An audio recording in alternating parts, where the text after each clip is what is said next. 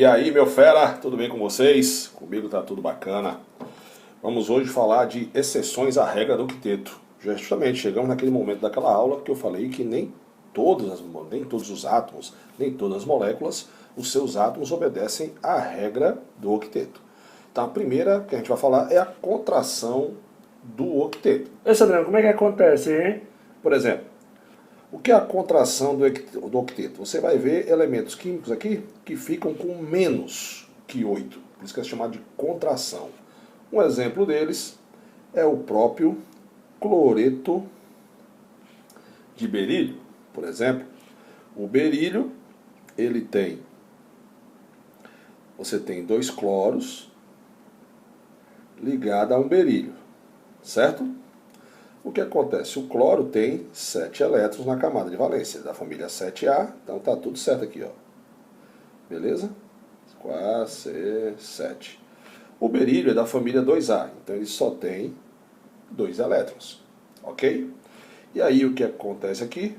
Acontece que você tem uma ligação aqui em que o berílio faz só 2 elétrons, né? E aí você pensaria, né? Ah, Sandrão, mas o berílio, ele é um metal, então essa ligação aqui é iônica. Pois é, aí é que vem às vezes o engano do aluno. O berílio é um átomo tão pequeno, que é muito difícil você tirar esse elétron do berílio. Tanto é que não existe bases com berílio. O berílio é um átomo muito pequeno, certo? Então, hidróxido de berílio, você nem fala lá quando você estuda funções inorgânicas, as bases, né? Então, essa ligação aí tem uma característica covalente. Por quê? Porque os elétrons do berílio são muito próximos do berílio, do núcleo do berílio, então fica difícil você arrancar ele para fazer tipo ligação iônica. Beleza? Olha que aprofundamento bacana você está tendo aí agora. Então o berílio fica estável com 2 elétrons, contração do octeto. Você quer ver um outro exemplo de um cara que tem contração de octeto? Vou fazer para você agora. Se você tiver o boro, né, o boro da família 3A, você tem um boro para 3 flúor nesse exemplo, né? E eu tenho aqui, ó, flúor, família 7A, então ele tem 7 elétrons. Bacana? Tá aqui os 7 elétrons do flúor.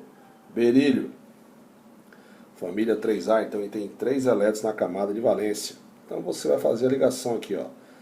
E o boro é um ametal, então você tem uma ligação aqui covalente. E observe que ele fica estável com 3 elétrons. Então, na verdade, tanto o berílio quanto o boro, eles ficam estáveis com menos que 8 elétrons. Então você já sabe que essas moléculas sofrem contração no octeto, certo? Já o cloro e o flúor ficam com 8 elétrons, já obedecem à regra do octeto, mas pode chamar esse cara aqui de o dicloro, de cloreto de berílio e o trifluoreto de boro, eles não obedecem à regra do octeto. A mesma coisa, por exemplo, é com alumínio, né? Aí você fala, ah, mas o alumínio também, Sandrão, tem uma... mas tem livros que trazem que o alumínio tem uma ligação com um caráter um pouco covalente. Então, por exemplo, quando você pega aqui e faz o alumínio ligado a flúor, é o mesmo caso do...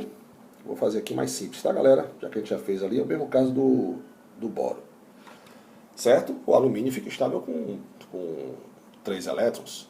Se você observar, logicamente, essa contração é mais visível nos elementos do segundo período, que é o caso do berílio e do boro. Já o alumínio é do terceiro período da tabela periódica. Então, para concluir essa primeira parte dessa nossa aula, está aqui, berílio fica estável com 4 elétrons na camada de valência e o boro fica estável com 6 elétrons na camada de valência, contração do octeto. Vou apagar aqui, quero fazer uma observação para você. Aqui, ó.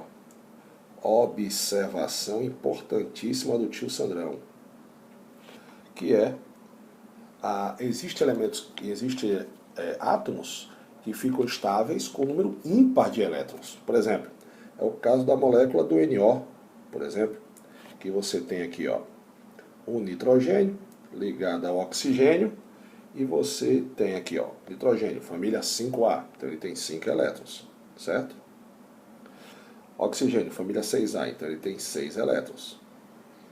Vai ocorrer uma ligação covalente, porque é a ligação entre metais, certo? Observe que o oxigênio ficou com 8 elétrons, cara. Olha aqui, ó. 1, 2, 3, 4, 5, 5, 6, 7, 8. O nitrogênio, não. O nitrogênio ficou com 7 elétrons. 1, 2, 3, 4, 5, 5, 6, 7. Certo? Aí você fala, esse Sandrão existe? Existe. Observe que o oxigênio ficou com 8 elétrons, obedecendo a regra do quinteto, mas o nitrogênio não. O nitrogênio tem aqui, que a gente vai falar daqui a pouco, ele tem aqui um elétron desemparelhado. Né? Ele não tem, um elétron desemparelhado lá no orbital, certo? Vamos fazer outra aqui. Quer ver outra molécula? O NO2, outro óxido. Os 3 exemplos que eu vou dar são de óxidos. Então você tem um nitrogênio para 2 oxigênios. O nitrogênio, família 5A, 5 elétrons, ó. Certo? O oxigênio, família 6A, 6 elétrons. Bacana? Olha que coisa linda. E aí, meu fera, olha só, você vai ter uma ligação aqui, deixando o oxigênio com 8. Você vai deixar esse cara também com 8, mas olha um elétron desemparelhado aqui. Certo? Com 7 elétrons. E existe a molécula, certo? Então, a molécula está correta. Beleza? O outro cidadão, que eu queria dar o exemplo, eu vou apagar aqui a observação do Sandrão, boto um pouquinho mais para cima. Observação do tio Sandrão, para os meus alunos fera que vão passar em qualquer concurso que eles queiram fazer. Eu sei que muitos agora falaram amém, né? Que o desespero é grande. Olha só, série 2. Eu sei o que é fazer vestibular, viu, meu aluno? Tenha certeza disso. Então vamos lá. Olha só. Aqui eu tenho um cloro para 2 oxigênios. Eu tenho um número ímpar de elétrons. Beleza? Observa aqui, ó. O cloro tem 7 elétrons. Beleza? O cloro tem 7 elétrons. Já o oxigênio tem 6.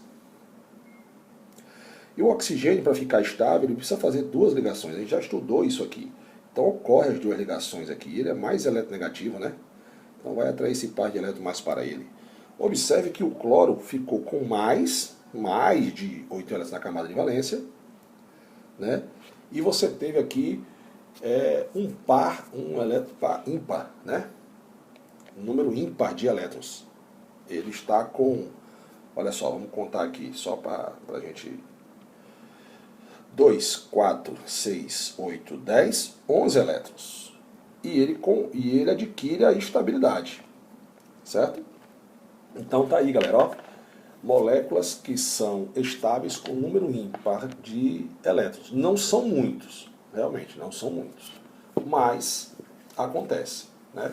O interessante falar aqui, frisar para vocês, é o fato da molécula do NO apresentar um elétron desemparelhado isolado, que é o caso dele ali, na camada de valência, faz com que essa substância, a gente já falou aqui no canal, faça ela ser paramagnética. Né? Lembra que a gente já estudou paramagnética, diamagnética e ferromagnética? Então você vai lembrar, substâncias paramagnéticas são aquelas que são atraídas, né, por um campo magnético intenso. Beleza? Então tá aí essa primeira parte, que é falar sobre contração do octeto, certo? Vamos continuar na próxima aula com as outras exceções à regra do quinteto. Vamos lá!